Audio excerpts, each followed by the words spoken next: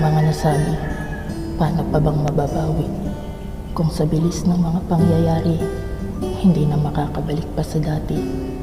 Dahil sa dami na ng mga nangyari, narating na nga ang dulot huli. Di ko naman inakala ni sa panaginip hindi ko nakita na siya'y aalis lang bigla at iiwanan ako ng walang babala. Pati lahat ng aking ginawa't ipinadama na para bang wala akong halaga. Sa isang iglap, nagbago na lang lahat. Sa saglitang pagkurap at sa muling pagmulat, minsan lang akong nalingat na wala na siya sa aking harap. Paano pa ba ako maniniwala na sa aking harapan siya'y wala? Nagising na lang ako isang umaga, mag-isa na lang ako sa aming kama. Tanging una na lang ang katabit kasama, tulala at wala na lang nagawa. Wala naman ito sa plano na nooy aming binubuo, kaya't nagtiwala ako ng husto sa pag-aakalang totoo ang salitang ikaw at ako. Yun pala, ako'y masasaktan ng ganito. Paano na ngayon ito? Ang kasisimula pa lang na kwento, bigla na lang humantong sa dulo. Ang masaya naming mundo, agad na lang nagumuho dahil sa ginawa niyang paglayo. Nung dumating ka, alam mo ba, susuko na dapat ako ng pusa, pagkat nalunod ako ng sobra sa lungkot at sakit na nadarama.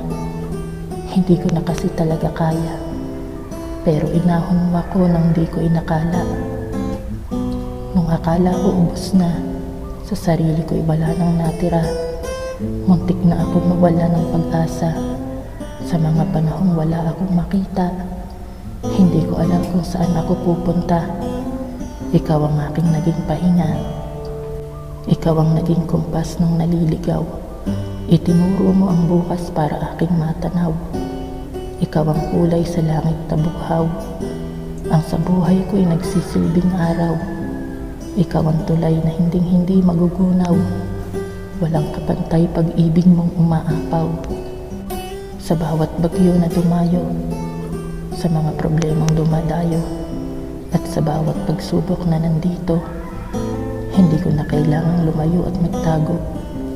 Dahil ngayon akin ang napagtanto, ikaw pala ang hinahanap at kailangan ko.